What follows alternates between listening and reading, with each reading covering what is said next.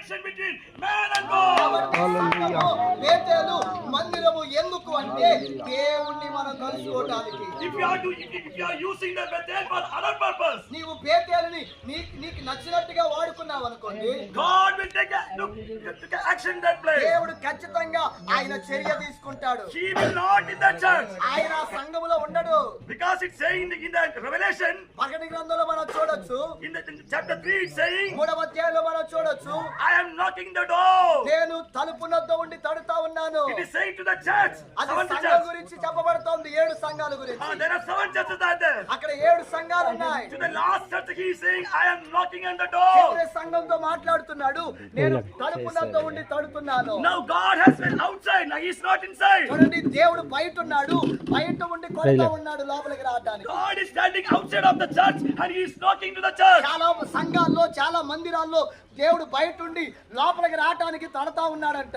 Hallelujah. Hallelujah. I want to tell you that this place, if this God has chosen in this place, this place, God want to use this place for many things. నేను నమ్ముచున్నాను, దేవుడు ఈ స్థలాన్ని ఏర్పాటు చేసుకున్నాడు, దేవుడు ఈ స్థలాన్ని ప్రతిష్ఠించబోతున్నాడు, దేవుడు ఈ స్థలాన్ని అనేకులకి ఆశీర్వాదకరంగా, దీవెనకరంగా, రక్షణకరంగా నిలబెట్టబోతున్నాడు. Hallelujah. He wants to establish his kingdom in this place. దేవుడు ఈ స్థలాన్ని ఆయన రాజ్యం కొరకు స్థాపించబోతున్నాడు. He wants to establish his kingdom to the people's heart. దేవుడు ఈ స్థలము ద్వారా ఆయన రాజ్యాన్ని స్థాపించబోతున్నాడు. Hallelujah. Hallelujah. We see that we don't have much time to explain, elaborate. అది చాలా సమయం లేదు కాబట్టి త్వరగా నేను ముందుకు వెళ్తున్నాను. Hallelujah. Hallelujah. Jacob used the stone for sleeping. యాకోబు ఆ రాయిని పడుకోవడానికి వాడుకున్నాడు. Hallelujah. Later it happened, he took the stone and he started to pour out the oil in the stone. ఎప్పుడైతే యాకోబు ఆ రాయిని తీసుకొని పడుకున్నాడో, దర్శనం చూశాడో, ఆ తర్వాత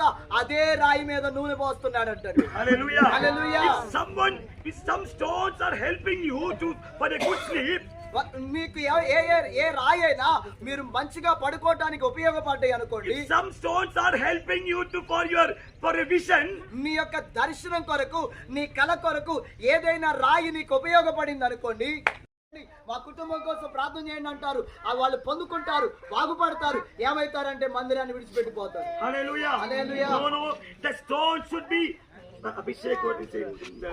Anointing. The stone should be anointed by the blessing of God. కాబట్టి వచ్చినటువంటి బేతేలుకు వచ్చిన ఆ రాయి మరలా వెళ్ళిపోకూడదు, కానీ అక్కడే ఉండి అభిషేకాన్ని పొందుకోవాలి. గట్టిగా Hallelujah. Hallelujah. God wants to anoint you in this place of Bethel. కాబట్టి ఈ స్థలములో వచ్చిన మీ అందరినీ దేవుడు అభిషేకించాలని కోరుకుంటున్నాడు.